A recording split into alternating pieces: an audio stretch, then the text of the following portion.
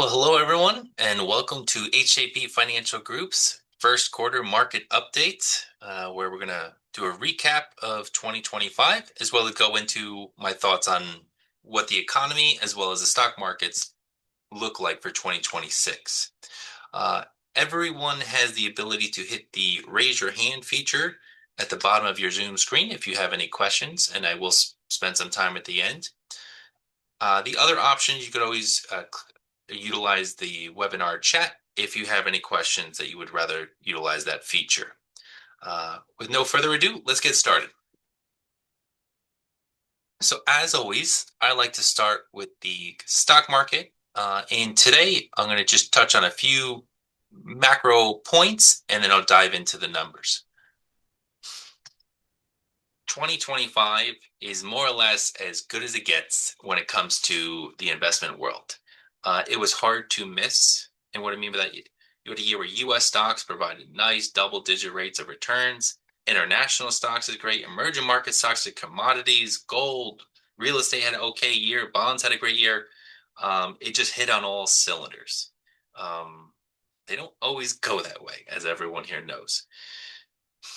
There's two forces that I think contributed a lot to 2025 and that I think will continue into 2026. And you're going to see me go over these a few different times tonight.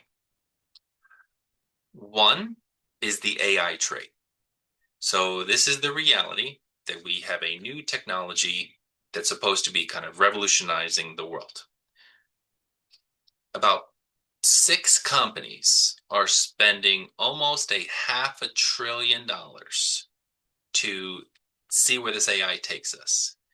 To give you an example from our past, if we went back about 25 years ago, when the internet was new and you had all the different search engines, the Yahoo, the Ask Jeeves, the Googles, and probably another half a dozen more, they were all kind of fighting to be the top of the pyramid. I would say Google took the reins from there. You're having again, similar situation where five, six, seven companies are spending incredible sums of money, sums that we've really never seen before, to try and be the king of the hill. That reality, I do believe, is going to continue into 2026, and I have a couple slides that go through that. So one of the stories where I think 2026 will be okay is one, that AI spending will continue. Now, always remember, one company's spending is another company's revenue. So hence why it's pushing up the economy. Two, us as a nation are running close to $2 trillion deficits. So we're taking in, I'm just using ballpark numbers, about $5 trillion, and we're spending $7 trillion. So to make a everyday example of this, let's say one of your friends has a credit card and they're always kind of overspending. Well, that means if you're one of their friends and you're going out all the time and you're going on trips and restaurants and all that, and they keep picking up the tab, it's a great time. So as the government's pumping the system with an extra $2 trillion that we don't have, that we have to borrow, all that money is being pushed into the economy, pushed into people's pockets, and it's being spent. So it's going to, again, continue to prop up the economy, which tends to prop up the stock market as well. Those are the two big themes that I see for 2026. Now, there's always smaller things, and there's always little realities that can shake that.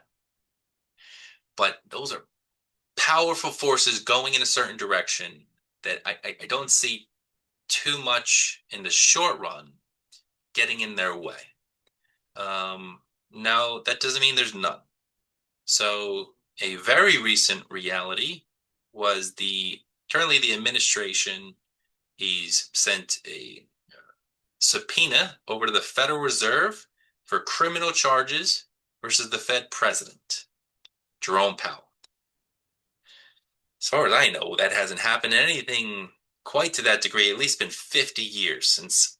You kind of want to have a healthy separation between who's controlling interest rates in the Federal Reserve and everyday politics. The reality is, in a lot of other countries where it's combined, a lot of moves, it might not be best for the economy, but might be politically motivated. Hey, maybe we're going to do some things around elections to make ourselves look good. So, one of the biggest benefits that America has, and why we've had an unbelievable run for, at least since World War II, we've been the top with nobody coming close, is the rule of law and the separation of our Federal Reserve from everyday politics. Now, everyone could point to examples where the lines were blurred, and I'm not disagreeing. But those two things are why we have so much capital fly to our country. Now, there's always a million headlines saying that's over, this is going to change, and this world power is coming up. I'm not saying other countries aren't competing in a very aggressive fashion, but as we sit here today, there's no number two that's really too close, all things considered. And I'll go into the weeds of that as I go through some of the slides. So again, macro 2025 was rather wonderful for the investment world. 2026, the two big themes, the realities of our continuing spending, frankly, at a pace that we haven't seen from our government since World War II, and the reality of big corporations spending huge amounts of money trying to win we'll so call it the AI race. But yeah, those are the two things that I think make the most impact on our reality right now. As we sit here today, this is a snapshot of the S&P 500, 500 largest companies in the United States. We had a wonderful year last year, finishing up 16%. Now, it was not without its little scary moments, and those scary moments being the so-called tariff day in April, where a whole bunch of tariffs were put on, freaked out the markets. A few weeks went by, and the administration say, hey, we're going to try and see what countries play ball. We're going to lower our tariffs a whole bunch, and markets calm down. Really, ever since that point, there's been, I would say, an incredible amount of headline news, but markets almost seem numb to any negative news. I was beyond shocked when a subpoena was given to the Fed president and markets really didn't skip a beat. Time will tell in terms of how that plays out. As we sit here today, stocks are trading at 22 times earnings. As everyone who's on this call right now has heard, that's on the expensive side. Historically, let's say it's floated between 10 and 20 most of the time. 10 is cheap, 20 is on the expensive end. So 22 is certainly above normal. That does not mean markets are going to crash tomorrow. Multiples of where we are today being elevated, it's almost no bearing on what's happening in the market in the next 6 months, year, 2 years. It does provide a little bit more predictable ideas of reasonable rates of returns over more meaningful periods of time, 5 and 10 years. But just because the market's expensive today doesn't mean it can't continue to go up. Markets a year ago were expensive, and then US stocks went up 16% last year. So markets aren't terribly rational in the short run, but tend to get back to baseline in the long run. That's the reality. So going over in a little bit more detail what I just said, so the multiple, which is just the price divided by the earnings. So there's two ways the stock markets go up. Either companies earn more money, in which case their stock price should go up, or the multiple we're willing to pay on those earnings can go up. That's how much kind of confidence in the market. So it's understandable that we're trading at an elevated multiple of 22 today because there's so much optimism and excitement around this AI trade. So this is kind of going over multiples over time, going back to 1994. So the last time we were really this high was around 2000, which was the tech bubble. That bubble ended up bursting, and then we had a very poor 10 years in the market. A situation like that could play out, might not play out. I'm going to go deeper into the AI in a little bit, but this is a time where multiples are elevated, where you have to be careful. A lot of people who had exposure stocks say this has been wonderful. This is great. Stocks always go up, double digits. This is fantastic. I'm going to buy more and put in more. This is where you stay disciplined, stay structured, don't have any more risks than we want, than we absolutely need to accomplish our goals. Doesn't mean we abandon stocks, but we want to be on the cautious end. So like we were just discussing the multiple end of the equation, well, what about the other side of the coin, the earnings? So this is going over our earnings over time. And so 2025 had a very nice year, finished up 11% in earnings. That's fantastic. We'll take that all day long. So to give you a quick example, let's say over a year, our multiple of 22 doesn't move one iota, and earnings of the companies go up 11%, in which case the stock market will go up 11%. But both of those are being factored into the equation at all times. So what you experienced from the 2008 financial crisis until today is the multiple of about 10, because stocks got very cheap because everyone freaked out, understandably so. 2008 was a horrendous year. But since that time, it went from 10 to 22. So that was a period of time where you were kind of getting a 2-for-1. You were getting double digits returns because multiples were going up. So you were getting some juice from the multiples and the company's earnings were going up. So over different stretches in our history, sometimes earnings were going up, but the multiple was going down.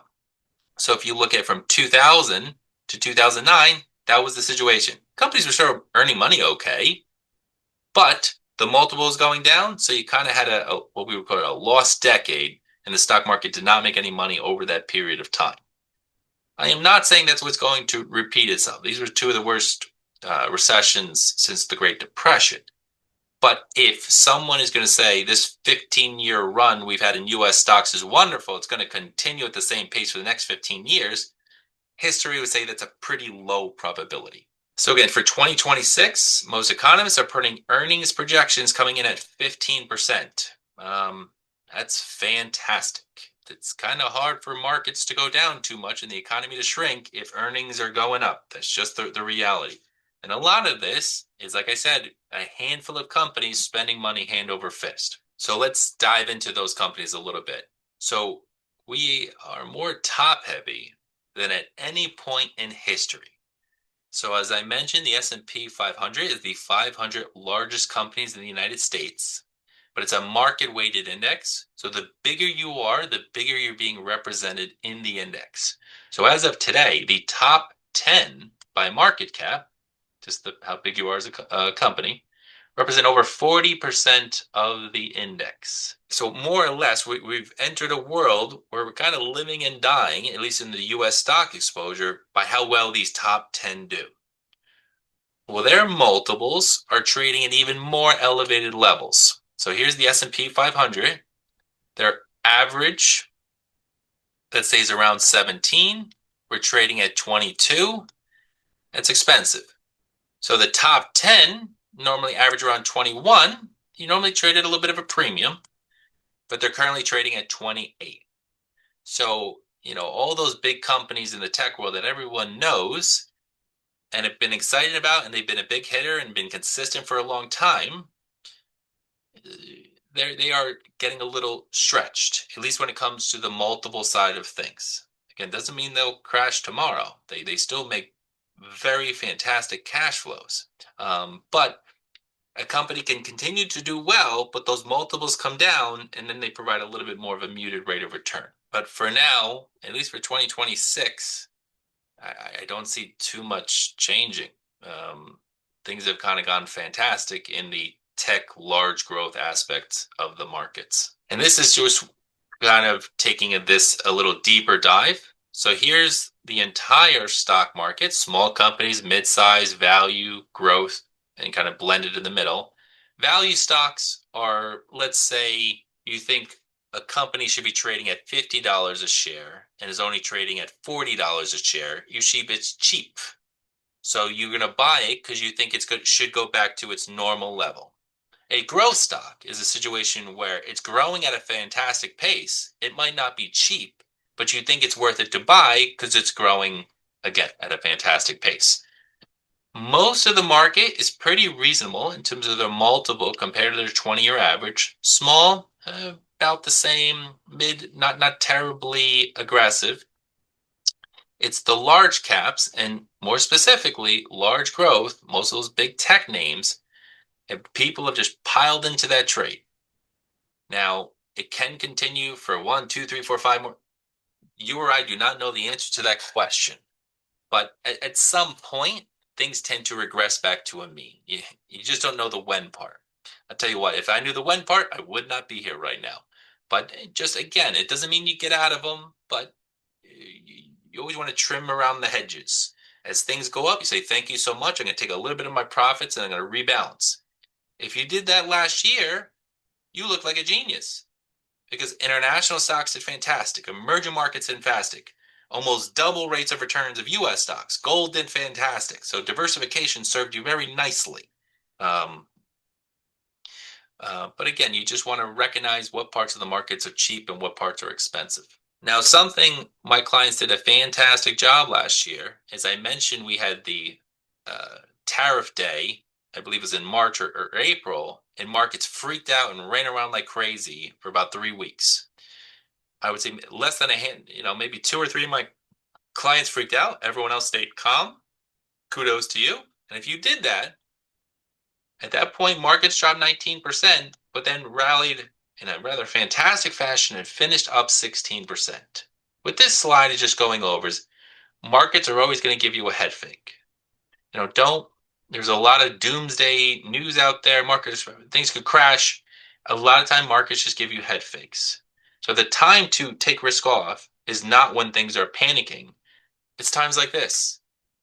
So inside of your accounts, just last week, rebalanced the portfolio, took a little bit of our profits, took a bit of our winnings off the table, and rebalanced back to our kind of normal allocation. That's the time to do it, not when everything is kind of freaking out. But yeah, I always find this slide rather interesting. How much just in an intra-year markets go down, but finish in the positive. It's really markets finish in the positive 70, 80% of the time. So more often than not, if you close your eyes and you leave it alone, you're going to be in much better shape in the long run. One of the big headlines of the last few years has been inflation. So if we went back, was about 3, 4 years ago, inflation almost reached 10%. That's a level of inflation that's economy killers, country killers, society killers. It's not sustainable. No one wins. Everybody loses. So we had to get past that, and we did. So inflation peaked around 10%, and now we've been flirting around the 2.5 to 3.5 reality. Still slightly above what the Federal Reserve's targeting, which is around 2%, but a manageable amount. Now, something I want people to realize, when inflation's high and it's going to come back down, all that people think prices are going to come back down. No, it's just slowing the rate that prices are going up. Prices rarely go down, maybe you could say in a recession or something like that. But more often than not, I just want people to understand inflation is just the pace of things going up. We want it to be in a manageable reality. Markets would say 2 to 3% is a sustainable amount of inflation. We're going to touch upon kind of consumer confidence and their feelings about inflation in a few slides. It's actually a very unique reality playing out considering the level of inflation, the level of unemployment, and people's moods. It's a rather interesting time to study the markets.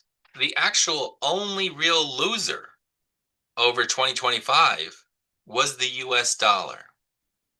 So, who gets hurt when the dollar goes down? Now, again, just to put in context, the dollar's value versus their peers, other currencies around the world, tends to go on longer cycles. And these are kind of normal. Nothing to freak out about. The world's not coming to an end. So if the dollar ends up sliding for 2, 3, 4 years, it's not uncommon. But in a year like last year, if you were a renter that likes to keep their money in the bank where it's nice and cozy and safe, you got screwed because inflation was still there. Every type of asset went up, except for the dollar, where you lost pretty much to everything. Gold went through the roof, real estate continued to go up, the stock market continued to go up. What I always recommend, sitting in plain vanilla US greenback dollars in your kind of checking account, you should have enough to never bounce a check. Give yourself a cushion, an emergency fund, a few months of your expenses. But everything over that should be earning something. If inflation, let's say, is around 3%, if you're not earning 3, you're losing money. So again, you want the safety of a checking, liquid and available. I'll give up the interest on that account. But everything else, put in a CD, put in gold, put in real estate, put in something that's going to keep up with inflation over time. Because I do have the opinion, for a multitude of reasons, which we're going to go over in a little bit, that over time, the dollar is going to slide. I think it would have been faster, except this AI thing kind of came out of nowhere 3-4 years ago. And we are, besides China, the center of the universe. So, our economy, our companies are attractive for that reality. So money's continued to pour into our ecosystem. Without that, I do think the dollar would have continued to slide at a faster pace. So I brought this up a few times now. This is the kind of AI spending by your big tech stocks, or big tech companies. So in 2025, like I said, we spent, this is just a handful of companies, so not everyone. So like I mentioned, we spent close to $500 trillion, but these handful of companies alone spent about 400. They're projected next year to spend over $533 billion. That is an unbelievable tailwind for the economy. Hence why I think 2026 will still be an okay year, because these are no joke sums of money. Another way of putting it, if these companies weren't doing it, we'd probably actually be in a recession right now.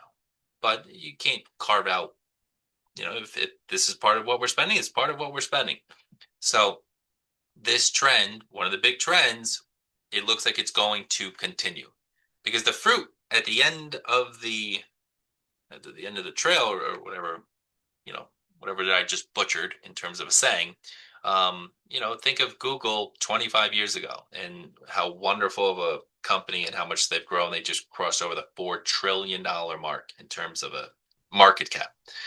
Yes, again, I think this trend will continue. Now, this is the thing that I was talking about that's kind of interesting. And so you may have heard the term K-shaped recovery.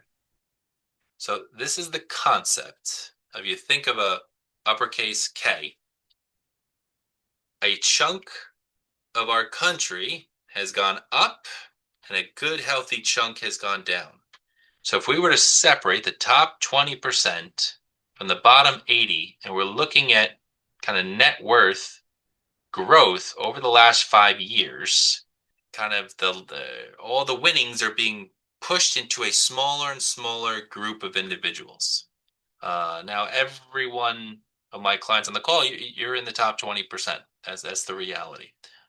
This has been wonderful. 5-year period. If you own real estate and you own stocks, if you're in the bottom 80%, where you might own a little bit of money in your 401k, and if you're a renter, this has been a brutal period of time. So the haves and the have-nots are just getting further and further apart. But the top 20% account for more than 50% of what we're spending. So as I talk to my clients and I review their financial plans and I review their portfolios, I'm like, you're up double digits, your financial plans look great, go spend even more money, enjoy yourself. Life is wonderful.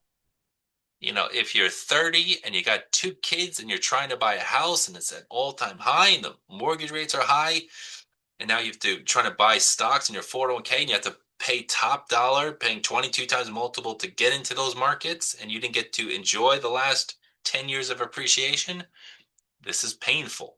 And this is why it's kind of bleeding into some interesting realities. So this is what's called the Consumer Confidence Index. So this is just surveys are done asking people how do they feel about the economy, how things going overall. So what typically happens and really bad times where unemployment spikes, we're in a recession, the stock market's dead and down 20, 30, 40%, naturally your mood goes down. So who would have thought if we point out some of the worst times in our history, you had the 2008 financial crisis, where of course the mood was horrendous. You had the COVID, where we just get dropped off a cliff, and now everyone's kind of freaking out. 2022, where inflation was high, the stock market's going down, people in bonds are getting hurt. Unbelievably painful year. And here we are today at this green diamonds. So we are down amongst one, two, three, 5 of the 6 worst times in our history where horrendous stuff was playing out. And today, unemployment is 4 and change. That's good. Stocks are at all-time high. Companies' earnings are at all-time high. And yet, the mood of the country is horrendous. This doesn't normally play out this way. But again, it goes back to that K-shaped recovery. The masses, this has not been a fun 5-year period. They felt all the negative impacts of inflation and didn't get to enjoy the positive. It'd be interesting to kind of see how this plays out politically, but for the most part, you have gas prices low, oil's at like $60 a barrel. That's really reasonable. Like there's a lot of positive stuff that's right now, but everyone's kind of in a bad mood. And I get it, inflation had a crazy spike and kind of leveled off at these high levels. And if you didn't get exposed to the assets that went up, this was a very painful reality. He's trying to think about the different reasons. Is it social media? I have no idea. Your guess is as good as mine. But this doesn't normally play out this way. So I was listening to the CEO of Bank of America the other day, and he was discussing this index. And he said, what's always important is you follow what people do, not what people say. And I think this also played out in the last election where the pollsters said X was going to play out, maybe Y played out. You can get lost in the headlines. They're always scary and fear sells better than anything else. But when you look at the numbers, things are actually really good. So again, follow the numbers, follow what people are doing, not what they're saying. Just an interesting time to study these things. The federal deficit, my favorite topic. So we're currently about $38 trillion in debt. That's an incredible sum. That's pretty much bigger. That is bigger than the size of our economy right now, all things considered. So that's our deficit. I'm sorry, that's our debt. And our deficit, how much we're growing that big pile by, like I mentioned, it's coming up on about $2 trillion. That level of a deficit compared to the size of our economy hasn't been that bad since World War II. That's a dangerous game. So in essence, we're saying we're using our credit card more than ever. And normally, think of yourselves, when is a good time to use a credit card? When there's an emergency. Oh crap, there's a hole in the roof. Put it on the credit card. Our furnace went. Put it on the credit card. Those are good reasons. We're in World War II. Yeah, we're going to run a big deficit. That's understandable. The fact that we're running the deficits as high as we are right now, and everything's really good right now, is a dangerous game. It helps everything look really good today, but it's like a credit card. You go to use it, you look over at the bank, and the bank says, yeah, you can use it. But someday, if you abuse it too much, they're going to close the line on you, and you're going to snap your credit card. The hard part is the when. If you went back 40 years ago and talked to an economist and you said, well, in the year 2026, we're going to be 38 trillion in debt. Our debt's going to be bigger than our economy. We're running $2 trillion deficits, which represents 7% of our economy or close to it. He's going to be like, the whole world's got to be on fire and we must be in a horrendous recession and 25% unemployment. we're not, everything's relatively fine. We can borrow money at foreign change, which is very historical, a normal amount for us to be able to sell treasury bonds. There's some scary things coming down the pipeline. In the roughly 2033, 2034, the Social Security Trust Fund runs dry. The Medicare Trust Fund runs dry. The baby boomers, the biggest generations, are going to get into their early 80s. That's typically high medical expenses. So we're using the credit card a lot when we're probably going to have those emergency credit card needs in 6, 7, 8 years. We're borrowing from the future for the party today. The flip side of that is, well, if we're spending and that improves the economies and we're doing it on infrastructure and it's helping things that have a multiplying effect, when you spend it on infrastructure and now more people can move and more commerce can happen, it's a multiplier effect. If you're spending it on paying off our debt, which is now our interest payments annually are more than what we spend on the military, that just goes to debt. There is no positive. You just got to pay your bills. Again, I realize I'm going kind of everywhere with this topic, and it's just because no one knows the answer. The debt could become a problem in 5 years or 50 years. We are the reserve currency of the world. We have the rule of law. We have the best companies in the world. We have a bunch of natural resources. You have the wish list of stuff that any country would want. And so, we get to use our credit card probably way longer than anyone else, even in history, their world powers. But again, the when is always hard to nail down. So we talked about the stock side of the equation, now the bond side of the equation. So this is the Fed funds rate. So this is the government controlling interest rates. And more or less for the last year and a half, they've been slowly cutting interest rates. Now, what you'll notice here in the green is market expectations. It's that interest rates are going to come down, but they think they're going to go up in the long run. That goes back to what we were doing with the deficits. When we borrow money and we don't look like we're quite the shiny, again, I forgot the term with the beacon of light on the hill, where our political system and our Federal Reserve are blending the lines, the rules we keep changing on them, the tariffs we keep changing on them. We need to borrow money.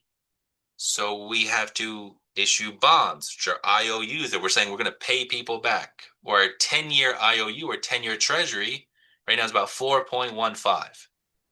What this is saying that it's going to go down, but it's going to be forced to go back up because other people that are willing to lend us money are going to require higher rates because we're not quite such a clean balance sheet anymore. This is, why if, two people want to buy a car and one has a good credit score and one has a bad, the good credit score is going to be able to borrow at lower rates.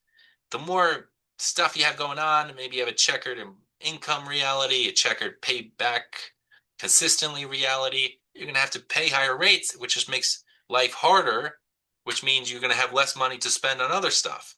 It could present as a factor. It's very hard to tell in the short run where they'll be.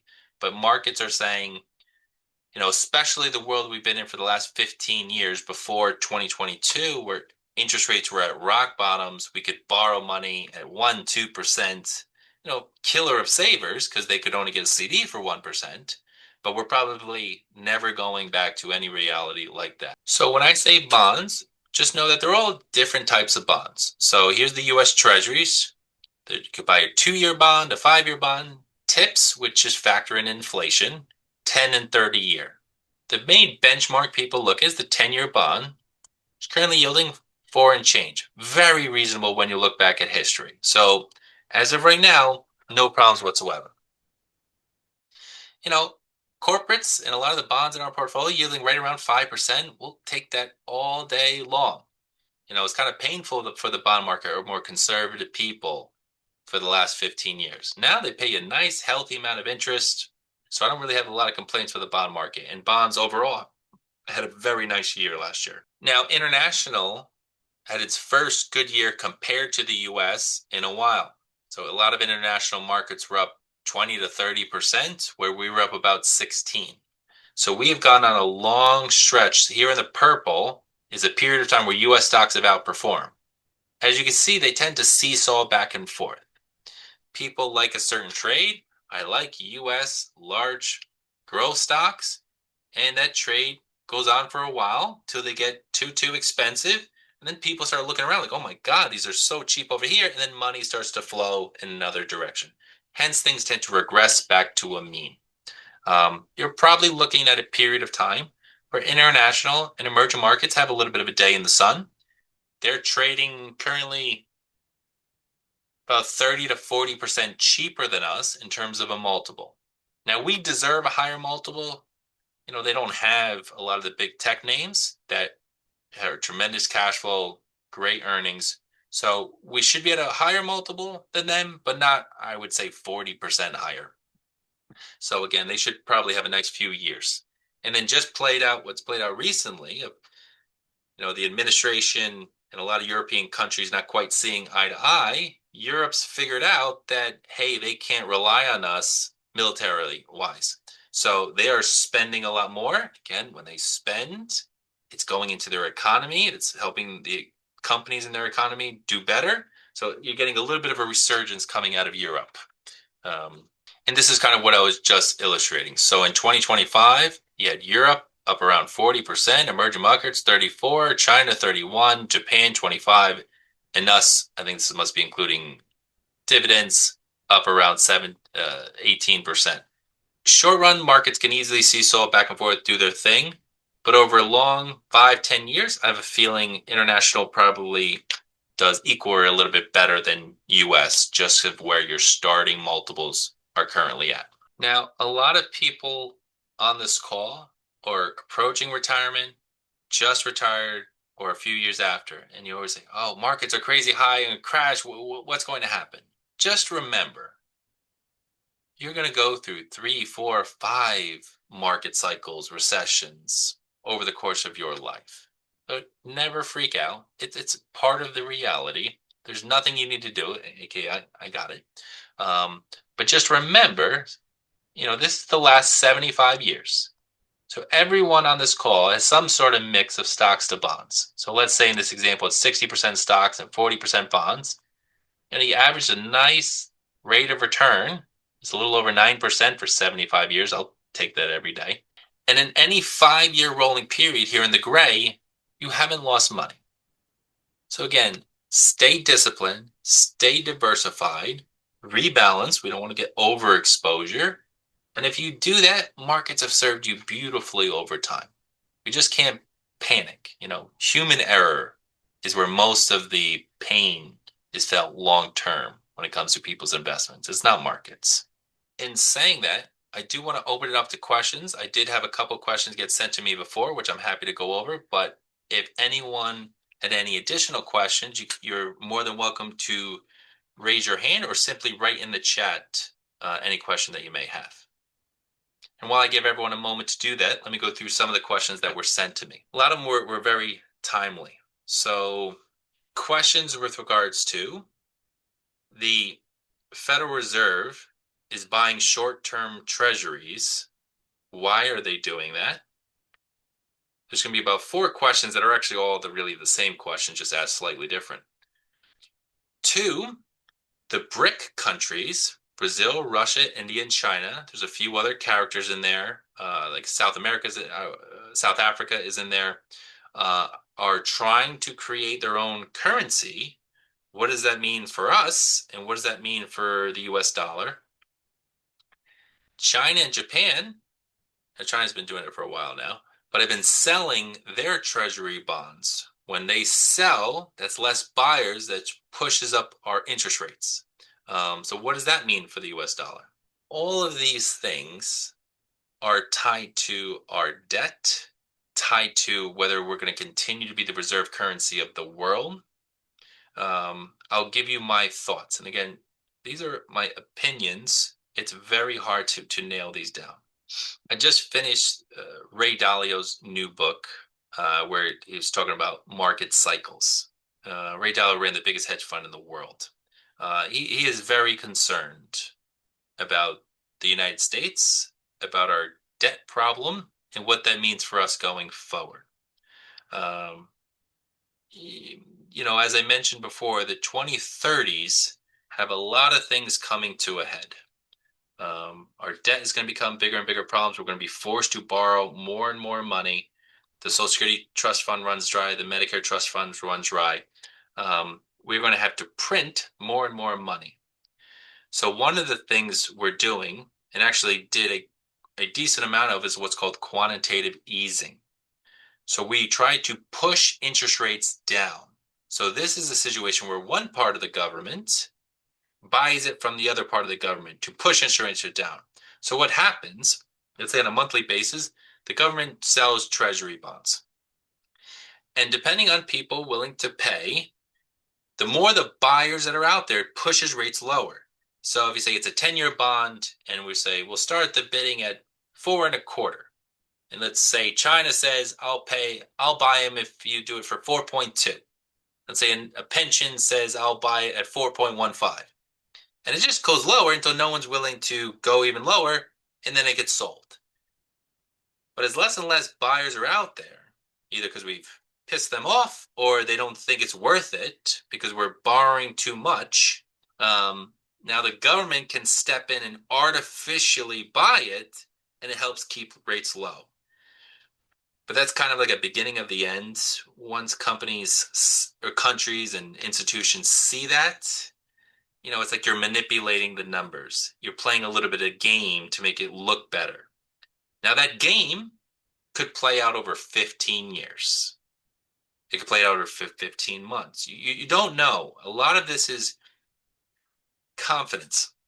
It's kind of like, I would say, like the price of gold. Gold's gone up a lot. Why? Because we've all determined as a society that it's worth that much. That's why it's a shiny rock. That's all it is. The treasury bonds is faith in the US government to be able to pay things back, to have the rule of law, and to be a worthwhile place to keep your money. If they think, well, I'm going to give the US my money and they're going to return it in 10 years, but the US dollar it was in lost 30%, then I didn't make any money. So confidence is a funny thing. You're always nervous that it's kind of like a fire in a burning building. Everyone's trying to run out the exit at the same time. You can get what's called a death spiral. People are selling, which is forcing more issues. The more issues, the higher the rates, and the higher the rates, you're going to need to buy more debt. That reality makes me nervous, but it's hard to figure out where the equilibrium point is. We have the deepest economies in the world. We have the deepest bond markets in the world. No one can really replace us.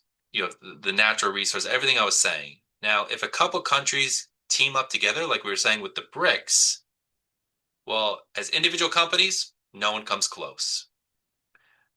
Together, and if they back it with something like gold, okay, that is a competitor. Now, these are countries that don't always play nice together. It's hard to stay the reserve currency, and let alone when you're trying to mush 5, 6 countries together. Think of Europe and all their problems. It's hard for them to get their act together because you have 30 different cultures. My point for saying all this in a very roundabout way, all those things are scary. The US government being forced to buy their own bonds artificially. 2, these BRIC nations. 3, some big countries are selling our debt. These are big deals. They're not nothings, but just don't think in the next 1, 2, 3, 4 years it's going to fall off a cliff. I just don't see it. Partially because I don't think you need to have another power really be able to take our shoes. China was close, and then COVID happened, and they just fell off a cliff. I think us as the reserve currency is going to trickle down, but it's not going to plummet. With all the tariff stuff and all the craziness that's happened, the dollar's actually stabilized in the last 6 months. I would have thought it would continue to slide, but it's not. In saying that too, think about it, bringing it to the everyday client, all these scary stuff that could play out. Well, if you own real estate and the dollar slides, your real estate will go up in value. Inside of your portfolio, if you have some in gold, gold is typically a wonderful inflation hedge. We don't have all our stocks in the United States. We have a healthy amount international, which is in overseas currencies. So you're the thing you can only do is stay diversified. There's no other magic place to go. There really isn't. And the thing that you think you would want to do, I'll put it in the bank, is the worst place to keep it long term.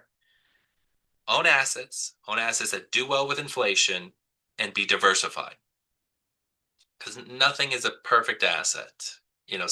Gold's a perfect example.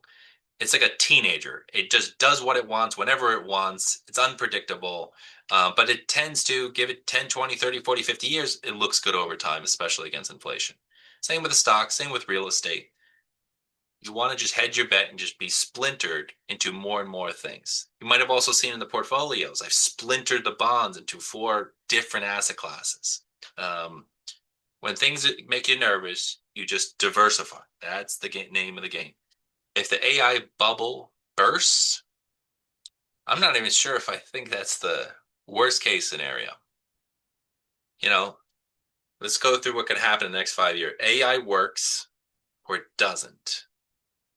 If AI doesn't work, what's lucky is the people that are spending on AI, they have the money, they got the goods, they have the cash flow. Where it was different from the tech bubble, these were borrowed. And so you're using leverage, and leverage blows up the system. All these top 10 names in the big tech world, they have the money to spend, except for maybe ChatGPT. But it's an unleveraged bubble. Never fun when bubbles burst, but that's a lot less painful than I think ones we've seen in the past. Now, let's say all the AI spending does bear fruit. I'm not sure what that looks like for society. And what I mean by that is, all right, AI, from what I've seen so far, is more of a cost saver than a revenue grower. What's a little, wages and payroll is one of those big costs. If a company has 100 employees, maybe they can cut 15 of the employees, slash a lot of their expenses, and keep revenue right where it is. If that works in every single field, that's the scary part about AI. It's coming for everyone's job to some degree. What do you do with 40, 50, 60 million people that might not have a job? I don't know. But I'll tell you what, I want to own the companies that will benefit if that plays out. Lisa, I lost my job, but my investments went up.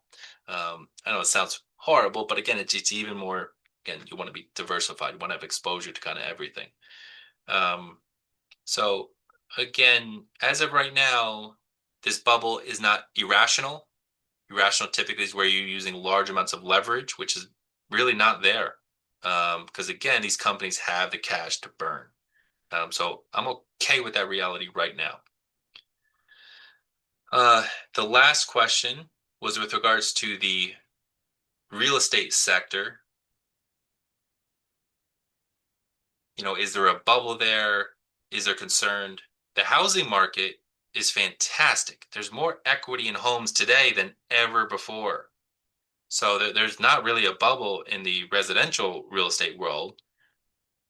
The vacancy rate in office buildings and a lot of real estate on that front, the commercial, that is a little scarier. I don't think that's would trickle into the overall economy. I think there's parts of the economy that hurt a lot, but it's more siloed off. I am less concerned about real estate being an issue in the long run.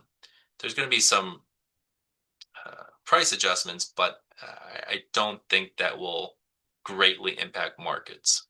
As I pause there, does anyone else have any other questions? Okay. Again, 2025 was great. I'm sure if you looked at your statements, it was a fantastic year. It was a good time to do reviews because it has a big impact on everyone's financial plan and what their retirements look like and what they can spend. So all positive stuff. Excuse me, I have the hiccups. If anyone has any questions or would like to have a follow-up conversation, of course, shoot me an email, give me a call. I'm happy to have another deeper dive into the topics. Thank you so much for joining. I really appreciate this. I always enjoy doing these. Hope everyone has a wonderful night.